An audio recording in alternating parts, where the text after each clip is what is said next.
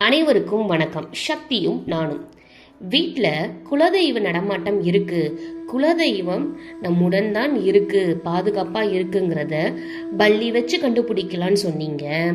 விளக்கு எரியறத வச்சு விளக்கோட தீபத்திலிருந்து கண்டுபிடிக்கலான்னு சொன்னீங்க. சரி, இவ்வளோ சொன்னீங்களே, எனக்கு எப்படி கண்டுபிடிக்கிறதுனே தெரியல. இருக்காங்க இல்லைங்கிறது வேற விஷயம். இருக்க செய்யறதுக்கு என்ன செய்யலாம் அப்படிங்கிறது உங்களுடைய கேள்வியா இருக்கா? அதுக்குரிய பதிலை நான் சொல்லட்டுமா? வாங்க வீடியோக்குள்ள போகலாம். இந்த பதிவு உங்களுக்கு மிகவும் பயனுள்ளதாக இருக்கும், அதனால ஸ்கிப் பண்ணாம பாருங்க.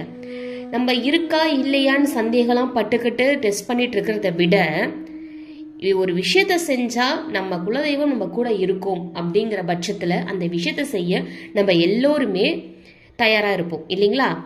ரெண்டு விஷயம் சொல்றேன், இதுல எது வேணா நீங்க செஞ்சுக்கோங்க. ரெண்டுமே கைமேல் பலன் தரக்கூடியது. நம்ம மூதாதையர்கள் சொன்னதுதான். அதனால நீங்க நம்பிக்கையோட 100% நம்பிக்கையோட இதை செய்யலாம். சரிங்களா? முதல் விஷயம், முதல் விஷயத்தை செய்யறதுக்கு நமக்கு தேவையானது இது மாதிரி வெள்ளி, செம்பு, பித்தளை எதுலையாவது பஞ்சபாத்திரம் இல்லைனா சொம்பு மாதிரி எடுத்துக்கோங்க. சுத்தமான தண்ணீர் அதில் நிரப்பிட்டு சிட்டிகை மஞ்சத்தூள் போட்டுக்கோங்க. அது கூட ஜவ்வாது தூள் கொஞ்சம் போட்டுக்கோங்க. பச்சை கற்பூரமும் கொஞ்சம் தூள் பண்ணி போட்டுக்கோங்க. இந்த தண்ணீரை அப்படியே கொண்டு உங்கள் பூஜை அறையில் ஏதாவது ஒரு இடத்துல வச்சுக்கோங்க. நீங்கள் வழிபட்டுட்டு வாங்க தினமும். இந்த தண்ணீரானது உங்களுடைய குலதெய்வத்தை இழுத்து கொண்டு வந்து உங்களுடைய பூஜை அறையில் அமர செய்யுங்க. கண்டிப்பாக 100% நம்பலாங்க. எப்படி இருக்காங்க அப்படிங்கிற ஒரு கவலையும் வேண்டாம். அழகாக நம்ம நம்பிக்கையோட நம்ம வீட்டில் பூஜை அறையில கொண்டு வந்து நம்மளுடைய குலதெய்வத்தை உட்கார வச்சிடலாம். இது மாதிரி செஞ்சு பாருங்க. இன்னொரு விஷயம் சொல்றேன். இன்னொன்று என்ன செய்யலாம் அப்படின்னு பார்த்தீங்கன்னா, குலதெய்வம் வீட்டில் வசிக்க நான் சொல்ற 4 விஷயம் தேவைங்க. கஸ்தூரி மஞ்சள், நெல்லிக்காய், ஏலக்காய், எலுமிச்சை பழம். சரிங்களா? ஒரு மஞ்சள் துணி எடுத்துக்கோங்க. வெள்ளை துணியை மஞ்சள்ல கலந்து மஞ்சள் துணியா மாத்திக்கோங்க. அதுல கஸ்தூரி மஞ்சள் கொஞ்சம், நெல்லிக்காய், முழு நெல்லிக்காய் சின்னதா எடுத்துக்கோங்க, 1 எடுத்து வச்சுக்கோங்க. எலுமிச்சை பழம் வந்து 1 எடுத்து வச்சுக்கோங்க. அது கூட ஏலக்காய் ஒரு 3 முழு ஏலக்காய். அந்த பூச்சிலாம் பட்டிருக்க கூடாது, கருப்பு புள்ளிலாம் இருக்கக்கூடாது. நான் சொன்ன எலுமிச்சை பழத்திலையும் கரும்புள்ளிலாம் இருக்கக்கூடாது, நெல்லிக்காயிலையும் எந்த புள்ளியும் இருக்கக்கூடாது. கிளியரா இருக்கணும், சுத்தமா இருக்கணும். இந்த மாதிரி இந்த 4 விஷயங்களையும் அந்த மஞ்சள் துணியில எடுத்து கட்டிக்கோங்க.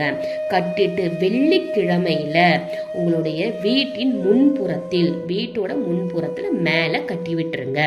கட்டி விட்டுட்டீங்கன்னா கண்டிப்பா உங்க குலதெய்வத்தை அது ஈர்த்து வீட்டுக்குள்ள கொண்டு வரும்.